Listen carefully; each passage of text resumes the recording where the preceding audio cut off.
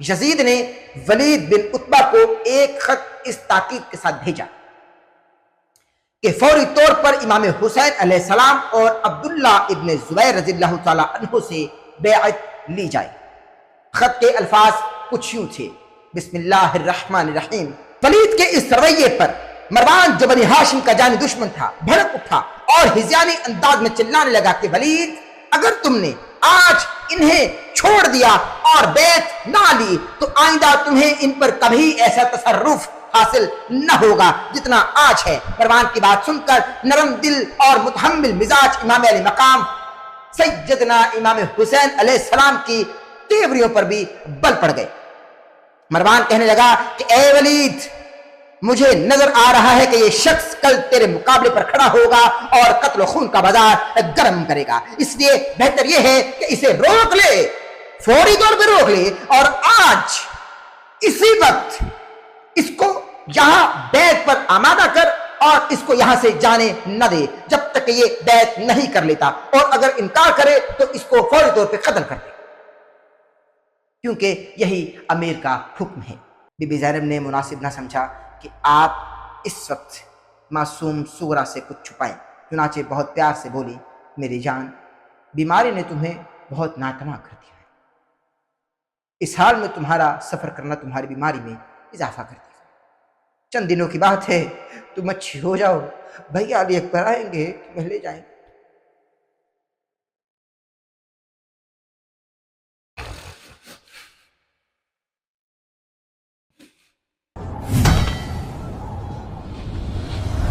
قتل حسین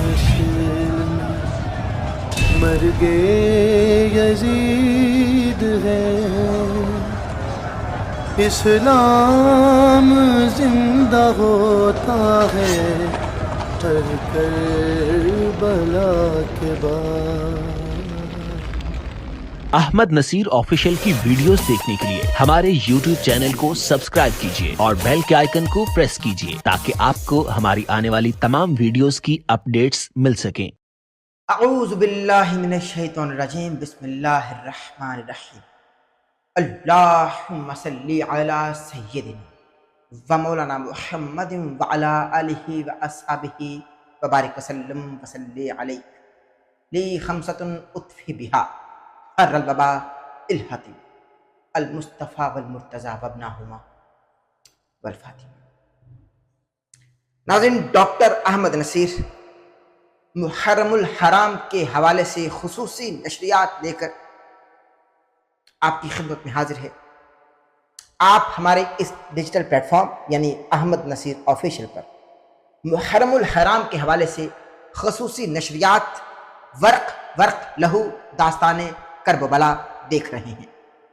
جیسا کہ یکم محرم الحرام ہے اور ہم نے آپ سے وعدہ کر رکھا تھا کہ انشاءاللہ تعالی ہم آپ کی خدمت میں ایک ایک ورق پیش کریں گے اور آپ کو کربلا کے متعلق حقائق بتائیں گے، تمام حوالہ جات کے ساتھ صحیح احادیث کی روشنی میں کربلا آپ تک پہنچائیں گے اور آپ کو حقیقت بتائیں گے کہ در حقیقت کربلا میں کیا ہوا، پس پردہ اسباب کیا تھے، عوامل کیا تھے، حقائق کیا تھے، کربلا ہوئی کیوں، یہ تمام چیزیں ہم آپ کو بتائیں گے اور حقائق سے پردہ اٹھائیں گے۔ گو کہ علماء کرام بتاتے رہتے ہیں، ہم حوالہ جات بھی نیچے آپ کی اسکرین پر چلوا دیں گے تاکہ آپ کو مشکل درپیش نہ ہو۔ حاکم کا یہ حکم تھا کہ پانی بشر پئیں، چرند پئیں، پرند پئیں، جانور پئیں، کافر تلک پئیں تو تم منع نہ کیجیے، پر فاطمہ کے لال کو پانی نہ دیجیے۔ احمد کا یہی ارمان رہا، کیوں بعد حسین جہان رہا۔ ناظرین کرام، پہلا ورق ہم آج الٹیں گے اور آپ کو کربلا کیوں ہوئی یہ حقائق بتائیں گے۔ آغاز کرتے ہیں، حوالہ جات آپ کی اسکرین پر چل رہے ہیں، میں چند پیش کے دیتا ہوں۔ کنز الایمان، ترجمہ قرآن از امام احمد رضا خان، صحیح بخاری، صحیح مسلم، موطا امام مالک، ابو داؤد، ترمذی شریف، مسند امام احمد بن حنبل، روضۃ الشہداء، بحر الحقائق، مجنون الرضا، صحیفہ رضویہ از امام علی موسیٰ رضا، کنز الغرائب، تفسیر در منصور، انیس المریدین اور عین المعانی، یعنی بہت سارے حوالہ جات آپ اپنی اسکرینز پر ظاہر ہے کہ دیکھ رہے ہیں۔ میں پہلا ورق پلٹنے جا رہا ہوں کہ در حقیقت ہوا کیا تھا۔ یہ پورا سانحہ کرب و بلا ناظرین کرام، یہ ایک موومنٹ ہے جس کی ہر دور میں، ہر عصر میں اور ہر قرن میں ضرورت رہے گی، چونکہ حسین کا ذکر کبھی مٹ نہیں سکتا۔ آقا کریم صلی اللہ علیہ وآلہ وسلم فرما رہے ہیں حسین منی وانا من الحسین، حسین مجھ سے ہے اور میں حسین سے ہوں۔ اب یہ سمجھنے کی بات ہے، انشاءاللہ ہم شب عاشور کی جو خصوصی نشریات ہوں گی اس میں آپ کو یہ تمام حقائق بتائیں گے، لیکن ابھی ہم پہلا فرق پلٹنے جا رہے ہیں۔ آغاز کرتے ہیں۔ یزید نے ولید بن عتبہ کو ایک خط اس تاکید کے ساتھ بھیجا کہ فوری طور پر امام حسین علیہ السلام اور عبداللہ ابن زبیر رضی اللہ تعالیٰ عنہ سے بیعت لی جائے۔ خط کے الفاظ کچھ یوں تھے، بسم اللہ الرحمن الرحیم، ترجمہ امیر المؤمنین یزید کی طرف سے ولید بن عتبہ کی طرف، اما بعد، معاویہ اللہ کے بندوں میں سے ایک تھے، اللہ نے انہیں عزت دی، خلیفہ بنایا اور ان کو حکومت دی، جب تک اللہ نے چاہا وہ زندہ رہے اور جب اجل آ گئی تو وہ چل بسے۔ ناظرین کرام، یہ میں آپ کو ظاہر ہے کہ یہاں ہمارے اسٹوڈیو میں پرومپٹر کا باقاعدہ انتظام نہیں ہے تو اس لیے میں لکھا ہوا آپ کو پڑھ کر سنا رہا ہوں، کیونکہ ایک ایک حوالہ جات اسکرینز پر چل رہا ہے اور میں نہیں چاہتا کہ ایک بھی ایسی حقیقت مس ہو جائے اور میں آپ کو تحت اللفظ سناتا رہوں اور اوپر سے گزر جائے۔ میں ایک ایک حقیقت آپ کو بتانا چاہتا ہوں کہ کربلا ہوئی کیوں۔ خط آ گیا اور اب آگے کی منازل ہم آپ کو بتا رہے ہیں۔ اللہ ان پر رحم کرے، وہ زندگی میں نیکوکار اور پرہیزگاروں میں سے تھے۔ اب یہ کون کہہ رہا ہے ناظرین کرام؟ میں نے آپ کو ابھی بتایا کہ ایک خط جب یزید کی طرف سے ولید بن عتبہ کی طرف بھیجا گیا تو اب وہ خط پڑھا جا رہا ہے اور اس خط میں حضرت معاویہ رضی اللہ تعالیٰ عنہ کی وفات کا ذکر ہے۔ اب یہ خط پڑھ کر ولید بن عتبہ جو ہے وہ یہ کہہ رہا ہے کہ اللہ ان پر رحم کرے، وہ زندگی میں نیکوکار اور پرہیزگاروں میں سے تھے۔ پھر ایک چھوٹے سے پرچے پر درج تھا کہ حسین علیہ السلام اور عبداللہ ابن زبیر کو بیعت کے لیے سختی سے پکڑو اور انہیں مت چھوڑو جب تک کہ وہ بیعت نہ کر لیں۔ امیر معاویہ کی موت کی خبر سے ولید بہت غمگین ہوا۔ اس کے ساتھ ہی جب اس نے چھوٹے سے پرچے پر حضرت حسین اور عبداللہ ابن زبیر کے سلسلے میں حکم پڑھا تو وہ پریشان ہو گیا۔ وہ امام علی مقام سیدنا امام حسین ابن علی ابن ابی طالب علیہ السلام کا بہت ادب کیا کرتا تھا اور یہ نہیں چاہتا تھا کہ ان سے زبردستی کی جائے کسی طریقے سے۔ ولید بن عتبہ اس فکر میں پڑ گیا کہ اب کیا حکمت عملی اختیار کی جائے کہ یزید کا حکم بھی پورا ہو جائے اور اسے حسین سے گستاخی بھی نہ کرنی پڑے۔ سوچتے سوچتے اس کے ذہن میں مروان بن حکم کا نام آیا۔ ناظرین کرام، مروان بن حکم کا نام۔ مروان سے ولید کے تعلقات کشیدہ تھے، دونوں میں تو میں بھی ہو چکی تھی۔ ولید کو یہ معلوم تھا کہ ایک تو مروان سلطنت یزید کا بہت طرفدار اور حامی تھا اور دوسری طرف وہ بہت شاطر اور چالاک بھی تھا۔ ولید نے مروان کے مشورے سے فائدہ اٹھانے کے لیے مروان کو طلب کیا، جبکہ ان دونوں میں خاصا اختلاف تھا۔ اب ناظرین کرام، ہوتا یہ ہے کہ اختلاف کے باوجود بھی ولید بن عتبہ نے مروان بن حکم کو طلب کیا تاکہ مشورہ لیا جائے کہ اب کیا کیا جائے، جبکہ اختلاف بھی تھا۔ ولید کی طلبی پر جب مروان ولید کے پاس پہنچا تو ولید نے یزید کا خط مروان کے سامنے رکھ دیا جس میں امام سے بیعت لینے کا حکم دیا گیا تھا۔ مروان نے خط پڑھنے کے بعد انا للہ و انا الیہ راجعون پڑھا اور حضرت امیر معاویہ رضی اللہ تعالیٰ عنہ کے لیے مغفرت کی دعا کی۔ ولید نے کہا کہ اب تم مجھے مشورہ دو کہ کاغذ پر جو مجھے حکم دیا گیا ہے میں اس کے متعلق کیا کروں۔ مروان تو بنی ہاشم کو نقصان پہنچانے کا عادی تھا، چنانچہ اس نے بلا تکلف کہا کہ تم ان دونوں کو اسی وقت طلب کرو اور انہیں خلیفہ یزید کی اطاعت اور بیعت کی دعوت دو۔ اگر وہ خاموشی سے اس حکم کی تعمیل کر لیں تو انہیں جانے دو، اگر وہ انکار کریں تو انہیں امیر معاویہ کی موت کی خبر ہونے سے پہلے قتل کر دو۔ ترجمہ، حقائق اور تمام تر حوالہ جات اسکرینز پر نیچے چل رہی ہیں۔ اور اسی وقت عبداللہ ابن عمر بن عثمان جو کہ اس وقت بچے تھے، حضرت امام حسین اور عبداللہ ابن زبیر ان کے ذریعے سے بلوانے کے لیے بھیج دیا گیا۔ امیر معاویہ کی طویل بیماری اور ولید کا یوں بے وقت امام کو اپنے پاس بلانا اس بات کی طرف اشارہ تھا کہ امیر معاویہ رضی اللہ تعالی عنہ اس دنیا فانی سے کوچ کر گئے ہیں اور یزید نے اقتدار سنبھال لیا ہے۔ ناظرین کرام، ظاہر ہے حضرت امیر معاویہ کے بعد یزید اقتدار پہ بیٹھ گیا تھا اور اقتدار سنبھال لیا تھا۔ امام علی مقام سیدنا امام حسین جان چکے تھے کیونکہ وہ نواسہ رسول ہیں۔ اب ہوتا کیا ہے؟ پھر امام علی مقام نے اپنے گھر سے تشریف لے جا کر اور بنی ہاشم کے 25-30 جوانوں کو بلایا اور انہیں سمجھایا کہ میں ولید بن عتبہ کی طلبی پر اس سے ملنے جا رہا ہوں۔ تم لوگ میرے ساتھ ہوگے، جب میں اندر چلا جاؤں گا تم لوگ باہر رک کر میری واپسی کا انتظار کرنا اور خیال کرنا کہ اگر میں تمہیں آواز دوں یا تم خود محسوس کرو کہ ہماری گفتگو میں تلخی آ گئی ہے تو تم بلا تکلف اندر گھس آنا۔ بنی ہاشم کے شیر دل جوانوں نے اس بات میں سر ہلایا اور امام علی مقام اپنے ساتھیوں کے ساتھ ولید بن عتبہ کے پاس پہنچے اور انہیں باہر چھوڑ کر اندر داخل ہوئے۔ ولید بن عتبہ اور مروان بن حکم ایک ساتھ بیٹھے دکھائی دیے تو امام حسین علیہ السلام نے سلام کے بعد کہا کہ بڑی خوشی کی بات ہے کہ تم دونوں میں میل ہو گیا ہے، بے شک صلہ رحمی قطع رحمی سے بہتر ہے۔ اس وقت کس لیے طلب کیا گیا ہے؟ ولید نے یزید کا خط اور اس کے ساتھ کاغذ کا ایک پرزہ جس پر امام حسین اور عبداللہ ابن زبیر کے لیے بیعت کا حکم تھا حضرت حسین کو پڑھ کر سنائے۔ یزید کے اصل خط میں حضرت معاویہ کی وفات کا ذکر تھا، اسی لیے امام علی مقام نے اس سے ہی سلسلہ کلام شروع کر دیا کہ انا للہ و انا الیہ راجعون، اللہ تعالیٰ امیر معاویہ پر رحم کرے۔ رہی بیعت کی بات تو میرے جیسا شخص چوری چھپے بیعت نہیں کر سکتا۔ یہ ہے کربلا ایکچولی در حقیقت کہ مجھ جیسا شخص چوری چھپے بیعت نہیں کرے گا۔ اب آگے کی منازل کیا ہوئی ناظرین کرام، کیونکہ یہ تو بھی پہلا ورق ہے۔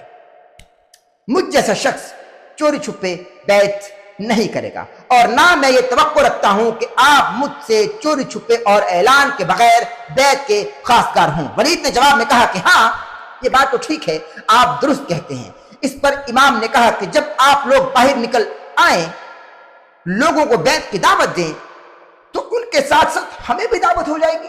ظاہر ہے جب آپ سب لوگوں کو دعوت دیں گے ہم کو بھی دعوت ہو جائے گی اور اس وقت ہم فیصلہ کر لیں گے۔ ولید کا خیال تھا کہ بیعت کا نام سن کر امام حسین سختی سے پیش آئیں گے، مگر جب انہوں نے نرمی سے جواب دیا تو وہ دل میں خوش ہو گیا۔ ظاہر نواسہ رسول ہیں، حکمتوں کے بادشاہ، حکمتوں کے امام۔ اس نے جلدی سے کہا کہ آپ لوٹ جائیے اور پھر لوگوں کے ساتھ ہی ہمارے پاس آئیے گا۔ ولید کے اس رویے پر مروان جو بنی ہاشم کا جانی دشمن تھا بھڑک اٹھا اور ہذیانی انداز میں چلانے لگا کہ ولید اگر تم نے آج انہیں چھوڑ دیا اور بیعت نہ لی تو آئندہ تمہیں ان پر کبھی ایسا تصرف حاصل نہ ہوگا جتنا آج ہے۔ مروان کی بات سن کر نرم دل اور متحمل مزاج امام علی مقام سیدنا امام حسین علیہ السلام کی تیوریوں پر بھی بل پڑ گئے۔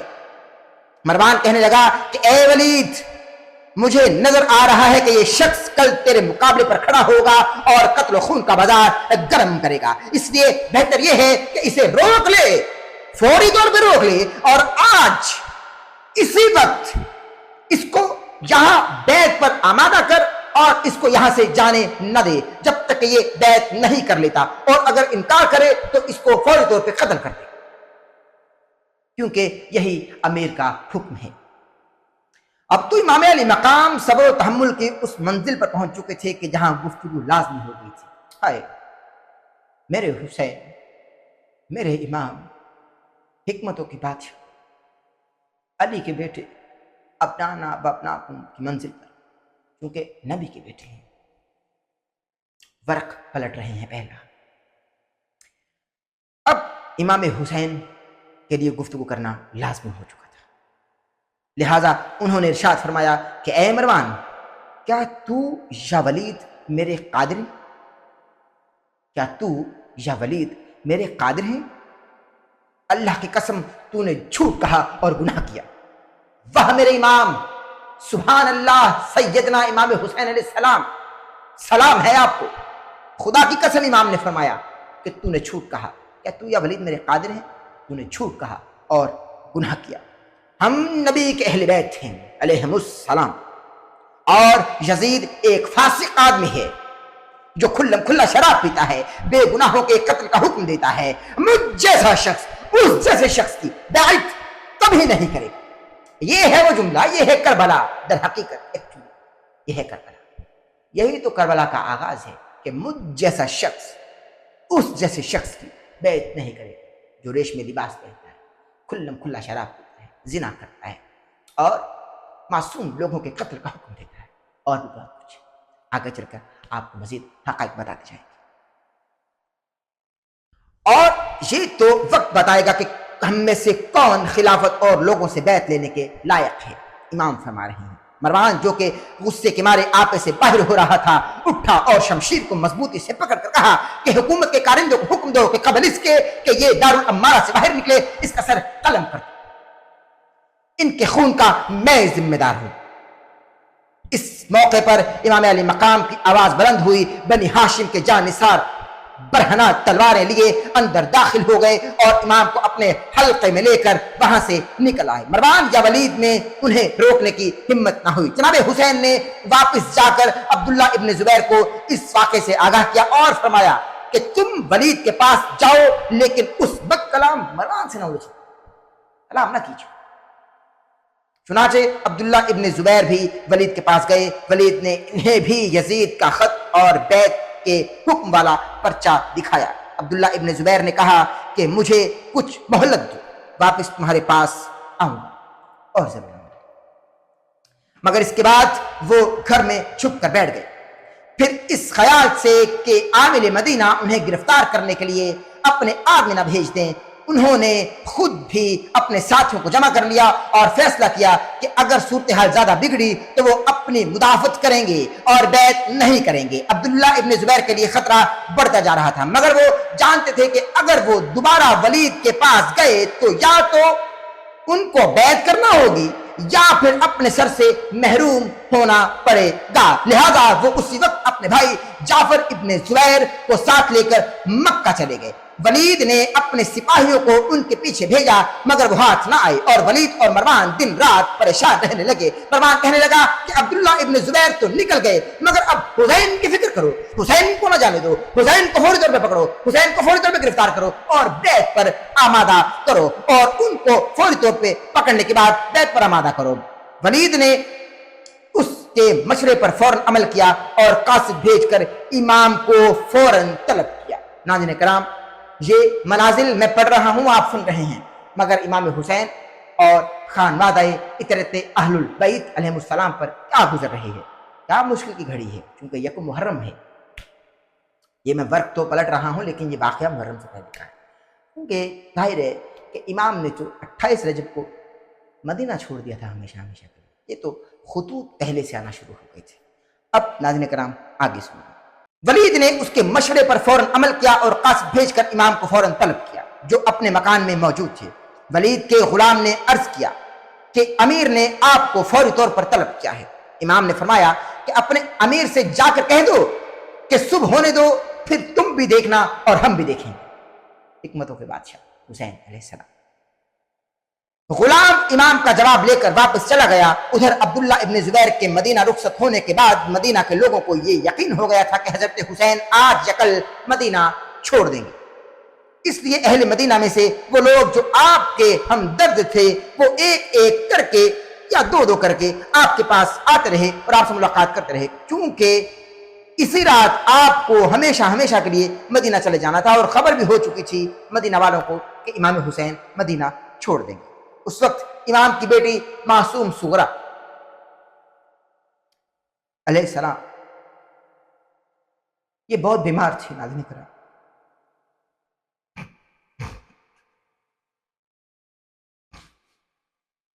غم کے پہاڑ توڑے گئے اہل البیت پر، اور اہل البیت کو مدینہ چھوڑ کر ہمیشہ ہمیشہ کے لیے جانا ہے۔ اور اس رنگ میں جانا ہے، اس حال میں جانا ہے کہ امام کی ننھی معصوم بیٹی سغرا وہ بیمار ہیں، ان کو ساتھ لے کر نہیں جا سکتے، کیونکہ سفر کی صعوبتیں یہ ننھی کلی برداشت نہ کر پائے گی۔ سنیے پہلا ورق داستان کربلا۔ اس وقت امام کی بیٹی معصوم سغرا بہت بیمار تھی۔ جب انہیں معلوم ہوا کہ وہ خاندان کے دوسرے لوگوں کے ساتھ سفر پر نہیں جا رہی تو ان کی آنکھوں سے آنسوں کی جھڑی لگ گئی۔ امام حسین کی بہن اور علی کی بیٹی سیدہ زینب جو سفر کی تیاریوں میں مصروف تھی، اتفاق سے ادھر سے گزری۔ ان کی نظر معصوم سغرا پر پڑی تو ٹھٹک کر رک گئی۔ سیدہ زینب کچھ دیر سوچتی رہیں، پھر جھک کر سغرا کی پیشانی پر ہاتھ رکھا اور محبت سے فرمایا، پھوپھی کی جان تجھ پر قربان، میری بچی کیوں رو رہی ہے؟ بیمار سغرا نے سسکتے ہوئے کہا، آپ بابا سے سفارش کیجیے نا، وہ سفر پر جا رہے ہیں اور مجھے یہاں تنہا چھوڑے جاتے۔ بی بی زینب نے مناسب نہ سمجھا کہ آپ اس وقت معصوم سغرا سے کچھ چھپائیں، چنانچہ بہت پیار سے بولی، میری جان، بیماری نے تمہیں بہت ناتما کر دیا ہے، اس حال میں تمہارا سفر کرنا تمہاری بیماری میں اضافہ کر دیا ہے، چند دنوں کی بات ہے، تم اچھی ہو جاؤ، بھیا علی اکبر آئیں گے تمہیں لے جائیں گے۔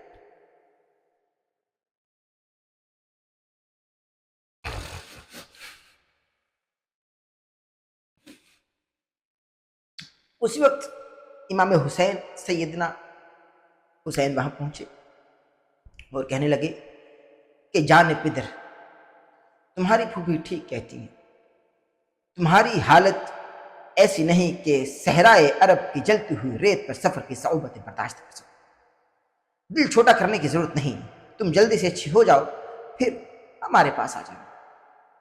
اس کے بعد امام حسین نے اپنی پیاری بہن سیدہ زینب سے فرمایا، پیاری بہن، امتحان تو صرف حسین کا ہے، تمہیں بھی تکلیف کرنے کی ضرورت نہیں، تم سغرا کے ساتھ یہیں رہ جاؤ، مگر طے کرے عزم و استقلال۔ سیدہ زینب نے اپنے بھیا سے کہا کہ نہیں بھیا، میں نے نانا جان اور امی جان سے وعدہ کر رکھا تھا کہ میں ہر حال میں آپ کا، اپنے بھائی کا یعنی حسین کا ساتھ دوں، اس لیے میں آپ کو تنہا نہیں چھوڑوں گی۔ میں اپنے شوہر عبداللہ ابن جعفر طیار سے اجازت طلب کر کے آئی ہوں، شوہر سے اجازت لے لی تھی تو اب امام کا سیدہ زینب کو روکنے کا کوئی جواز نہیں باقی رہ گیا تھا۔ پھر اسی شب امام علی مقام سیدنا امام حسین اپنے نانا محمد مصطفیٰ شفیع المذنبین رحمت للعالمین صلی اللہ علیہ وآلہ وسلم کی قبر مطہر روزہ اطہر پر حاضر ہوئے اور عرض کی، السلام علیکہ یا رسول اللہ صلی اللہ علیہ وآلہ وسلم، اے جد بزرگوار، میں آپ کی لخت جگر فاطمہ کا فرزند ہوں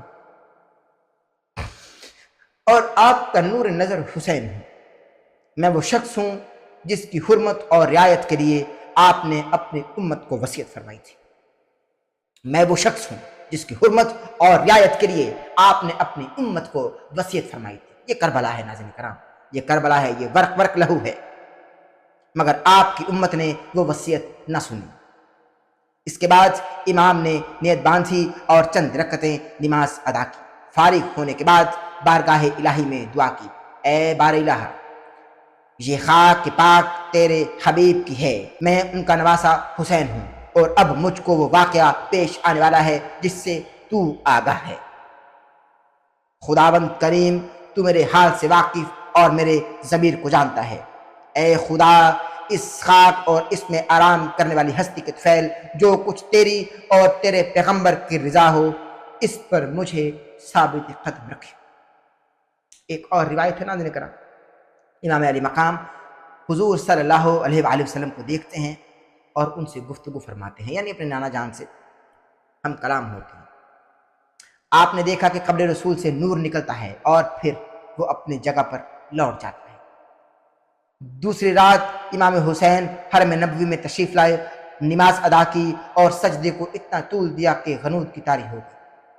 آپ نے خواب دیکھا کہ آپ نانا جان کی آغوش میں ہیں۔ حضرت نے آپ کی پیشانی کو بوسہ دیا اور فرمایا، اے میرے پیارے حسین، میں تمہیں ان لوگوں کے بیچ اپنے خون میں ڈوبا دیکھ رہا ہوں، وہ لوگ جو میری شفاعت کی امید رکھتے ہیں لیکن انہیں میری شفاعت کبھی نصیب نہ ہوگی۔ بیٹا، تم ان قریب اپنے والدین، اپنے بھائی کے پاس پہنچو گے، وہ تمہارے دیدار کے مشتاق ہیں۔ اس سے یہ بھی بات واضح ہو جاتی ہے ناظرین کرام کہ ہم مرنے کے بعد ڈائریکٹ اپنے پیاروں کے پاس چلے جائیں گے۔ یعنی بہت ساری روایات ہیں، ان پہ ہم پھر کبھی بات کریں گے، کیونکہ ابھی تو ہم کربلا کو ایک ایک ورق پلٹ رہے ہیں، تو انشاءاللہ اس پہ پھر کبھی بات ہوگی۔ بہت ساری روایات ہیں کہ ہم مرنے کے فوراً بعد اپنے ان پیاروں کے پاس چلے جاتے ہیں جو ہم سے پہلے دنیا کو چھوڑ کر جا چکے ہوتے ہیں۔ بیٹا، تم من قریب اپنے والدین اور بھائی کے پاس پہنچو گے، وہ تمہارے دیدار کے مشتاق ہیں، اور خدا نے بہشت میں تمہارے لیے جو مقام معین کر رکھا ہے وہ شہادت کے بغیر نہیں ملے گا۔ امام علی مقام اسی وقت روتے ہوئے بیدار ہوئے اور گھر واپس آ گئے، خاندان والوں کو اور عزیزوں کے سامنے خواب پیش کیا۔ اس کے بعد آپ جنت البقیع میں اپنی والدہ محترمہ حضرت فاطمہ الزہرا ابیہا و علیہا افضل الصلاۃ والسلام کے مزار پر تشریف لائے، ان سے بھی حال بیان کیا اور دعا کی درخواست کی، اور پھر بھائی حسن کے مزار پر گئے، قبر سے لپٹ گئے اور غم و اندوہ کے ساتھ گھر لوٹے۔ آپ بہت خاموشی سے مدینہ چھوڑ رہے تھے، اسی لیے الوداع کہنے والوں کے لب خاموش تھے مگر آنکھیں بول رہی تھیں اور رو بھی رہی تھیں۔ امام علی مقام جب مدینہ چھوڑ کر جانے لگے تو آپ کے لبوں پر یہ دعا تھی کہ اے اللہ، مجھے ظالموں سے نجات دے۔ پھر جب آپ مکے میں داخل ہوئے تو مدینے کی طرف رخ کر کے فرمایا کہ ان قریب میرا رب مجھے سیدھی راہ دکھائے گا۔ ناظرین کرام، یہ پہلا ورق جو ہم نے آج پلٹا اور آپ تک کربلا کے حقائق پہنچائے، کربلا کے اسباب، پس پردہ عوامل، حقائق، حوالہ جات کے ساتھ آپ اپنی اسکرینز پر حوالہ جات دیکھ رہے ہیں، اور ہم آپ کو یہ داستان کربلا آپ تک پہنچا رہے ہیں۔ پہلا ورق ہے، یکم محرم ہے۔ انشاءاللہ کل آپ سے پھر ملاقات ہوگی۔ اپنا بہت سارا خیال رکھیے گا، دعاؤں میں یاد رکھیے گا۔ اس گفتگو کے دوران، پڑھنے کے دوران کہیں کوئی غلطی یا سہو ہو گئی ہو تو میں ڈاکٹر احمد نصیر اللہ کے حضور توبہ کا طلبگار ہوں، اور آپ تمام سننے والوں سے، دیکھنے والوں سے، چاہنے والوں سے، محبت کرنے والوں سے معافی کا خواستگار بھی ہوں۔ بہت سارا خیال رکھیے گا۔ کل تک کے لیے اجازت دیجیے۔ اللہ حافظ۔